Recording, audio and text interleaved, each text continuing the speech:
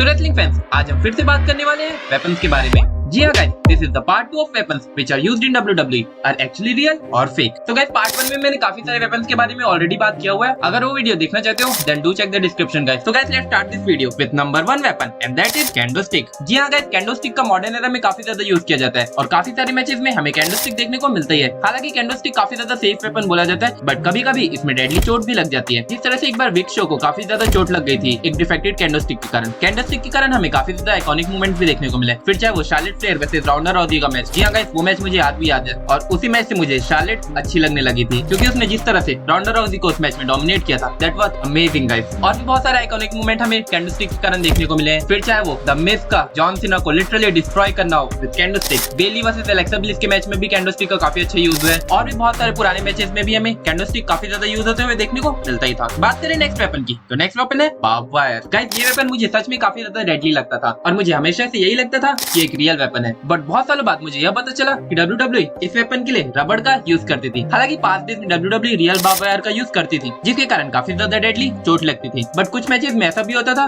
कि barb wire के outer layer को रबड़ से बनाया जाता था ताकि जो भी रेसलर को बार्ब वायर से हिट किया जा रहा है उसको ज्यादा चोट ना लगे। ज्यादातर मिक फोली के मैचेस में बार्ब वायर का यूज होते हुए मैंने देखा है और वो एक्चुअल में रियल बार्ब वायर होते थे। Mick Foley real barb wire use करना पसंद भी करते थे। एक बार बटिस्टा के भी मैच में मैंने ध्यान दिया था कि अपने मॉन्स्टर बटिस्टा ने रियल बार्ब वायर का यूज किया था क्योंकि उन्हें ऐसा फील हो रहा था कि अगर वो रियल वेपन का यूज करेंगे तो ज्यादा रियल फील होगा। ऐसे ही कभी बार्ब वायर रियल होता था तो कुछ मैचेस में फेक बार्ब वायर का भी यूज किया जाता था। बात करें नेक्स्ट वेपन की, तो नेक्स्ट वेपन है हैमर। और हैमर से हमें कौन सा सुपरस्टार याद आता है? जी हाँ guys, you guessed it right, triple H. Triple H का प्राइमरी वेपन है हैमर और पास्ट डेज में ट्रिपल एच के काफी सारे मैचेस में हमें हैमर का यूज देखने को मिलता ही था और मुझे ऐसा लगता था कि ये बंदा हैमर से कैसे दूसरे रेसलर को इतने जोर से हिट कर रहा है और सामने वाले रेसलर को कुछ हो भी नहीं रहा है। बट बाद में मुझे पता चला कि हैमर का जो हेड होता था वो रबड़ से बना हुआ था जिसके कारण दूसरे रेसलर को ज्यादा चोट नहीं लगती थी। जब भी ट्रिपल एच किसी रेसलर को हिट करता था तब वो एक फेक हैमर का यूज करता था और वहीं अगर ट्रिपल एच उस हैमर से किसी मटेरियलिस्टिक थिंग को हिट कर रहा है तब रियल हैमर का यूज किया जाता था। जिस तरह से ट्रिपल एच वर्सेस अंडरटेकर की राइवलरी हुई थी तो उस टाइम पर जो अंडरटेकर की सिमेट्री बनी रहती थी उस पर ट्रिपल एच ने एक रियल हैमर का यूज किया था। बट ऐसा ही नहीं है कि हमेशा एक फेक हैमर का यूज किया जाता था, ट्रिपल एच के मैचेस में रियल हैमर का भी यूज करते थे। एक बार तो ऐसा हुआ था कि ट्रिपल एच वर्सेस अंडरटेकर के मैच में अंडरटेकर ट्रिपल एच को पाइल ड्राइवर हिट करने वाले थे और ट्रिपल एच के हाथों में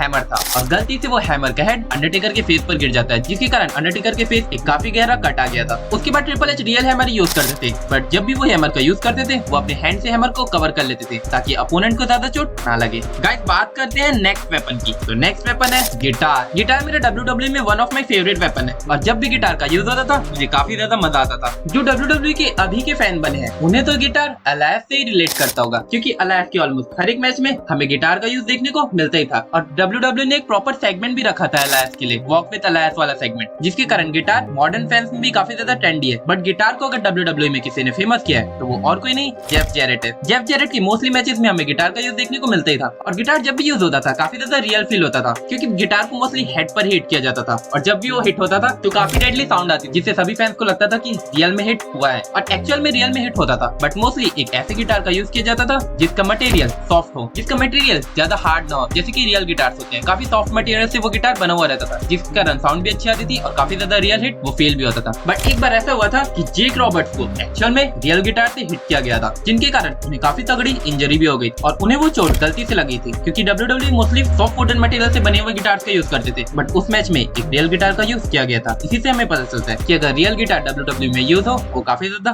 डेडली हो सकता है। बात करते हैं लास्ट वेपन की, तो लास्ट वेपन है ग्लास। WWE में ग्लास का यूज हमें काफी ज्यादा मैचेस में देखने को मिलता है, फिर चाहे वो PG एरा के मैचेस हो या फिर करंट एरा के मैचेस हो। मॉडर्न एरा में हमें कार वाले सेगमेंट्स काफी देखने को मिलते हैं और उन कार सेगमेंट्स में कार की विंडो काफी ज्यादा टूटती है या फिर किसी रेसलर को विंडो में काफी ज्यादा हिट किया जाता है। तो क्या वो ग्लासेस रियल होते हैं? जी हाँ गाइस, बिल्कुल भी नहीं। WWE जब भी ग्लास का यूज करती है तो वो एक शुगर ग्लास का यूज करती है ताकि रेसलर को ज्यादा गहरी चोट ना लगे। पास के डेज में भी ऐसा ही होता था कि WWE हमेशा शुगर ग्लास या फिर शुगर बॉटल का यूज करती थी। बट एक बार Shane McMahon versus Kurt Angle के मैच में रियल ग्लास का यूज हुआ था क्योंकि उस मैच में किसी को पता ही नहीं था, सभी सोच रहे थे कि वो शुगर ग्लास है बट एक्चुअल में वो रियल ग्लास जिसके कारण वो टूट ही नहीं रहा था और कर्ट एंगल ने शेन मैकमैन को 5 और 5 बेली टू बेली सुप्लेक्स दिया, तब जाके वो ग्लास जिसके कारण शेन मैकमैन को काफी ज्यादा चोट लगी थी और उन्हें ऑलमोस्ट 25 स्टिचेस लगे थे। तो ग्लास भी काफी ज्यादा डेडली वेपन हो सकता है। So guys, these are all the weapons which are actually used in WWE. Sometimes they are real, sometimes they are fake. अगर guys ऐसे वीडियोस और भी देखना चाहते हो then make sure to hit that like button, subscribe to my YouTube channel that is Wrestleverse। और ऐसे videos अगर और भी देखना चाहते हो या इसका पार्ट 3 देखना चाहते हो then do let me know